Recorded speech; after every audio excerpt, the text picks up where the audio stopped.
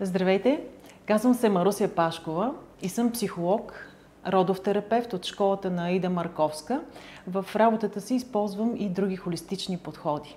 Автор съм на метода Грима като терапия и на дебютната ми книга "Какво общо има грима с това?". Кръстих я така, защото много често след като кажа, че използвам метода Грима като терапия в работата си, хората ме питат: ама какво общо има грима с това, което правиш като психолог? И затова реших, че ще й дам именно това име. Обаче си давам сметка, че то е твърде загадъчно и много хора не разбират за какво става въпрос. Може би е най-добре да започнем малко по-отдалеч. Как се роди книгата и как се роди грима като терапия. В детството си аз имам един много ярък спомен. И това е спомена с моята майка, която изключително много държеше на това да се поддържа, да изглежда добре.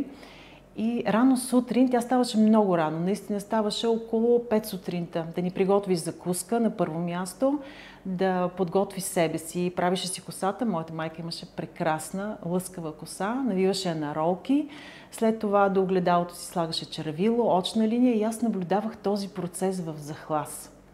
И това ми остана много ярък детски спомен. В времето грима стана моя страст, превърна се в наистина хоби и начин, по който аз успявах да видя жената, да видя нейната трансформация.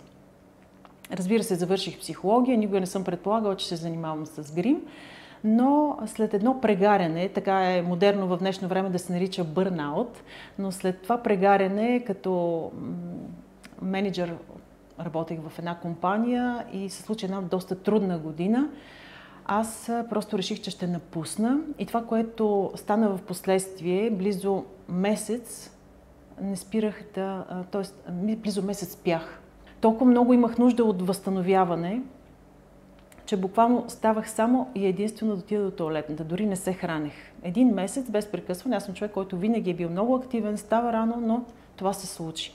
Затова след като приключи този месец и се събудих в буквалния и в преносния смисъл, аз реших, че ще правя нещо, което ми доставя истинско удоволствие, без значение колко пари ще взимам, защото в компанията, която напуснах, аз взимах наистина много добра заплата.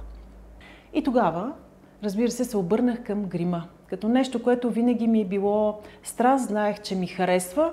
Започнах да ходя на уроци и така започнаха да се развиват някакви неща в живота ми, да работя в телевизия. В някакъв етап от живота ми това беше основна професия, основно занимание, бих казала.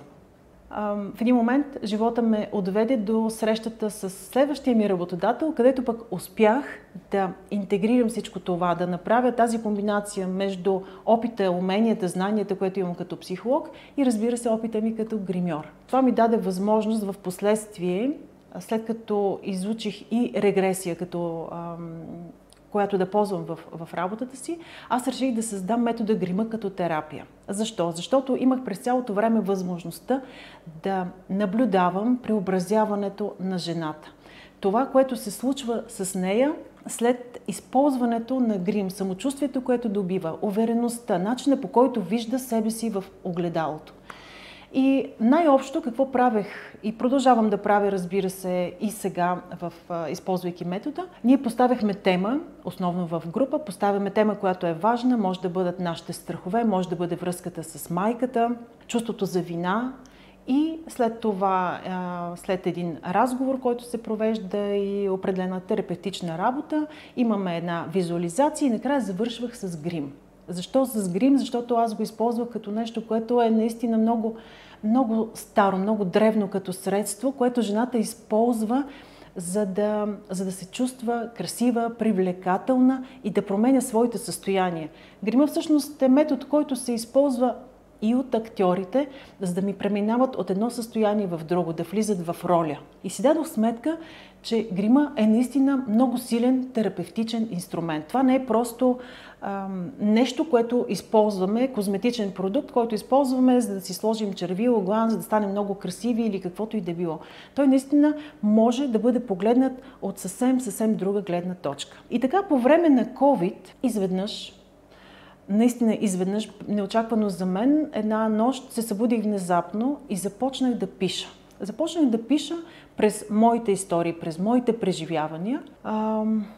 Писах в несвяст буквално на компютъра. Сутринта, разбира се, въобще не си спомнях какво съм написала. Прочетох, дори самата аз се изненадах от историите, които съм споделила. Обаче ги оставиха и така. Просто си казах, кой го интересува въобще? Какво пиша? Какво имам да кажа? Кой се интересува от моите истории, от това, което аз съм преживяла?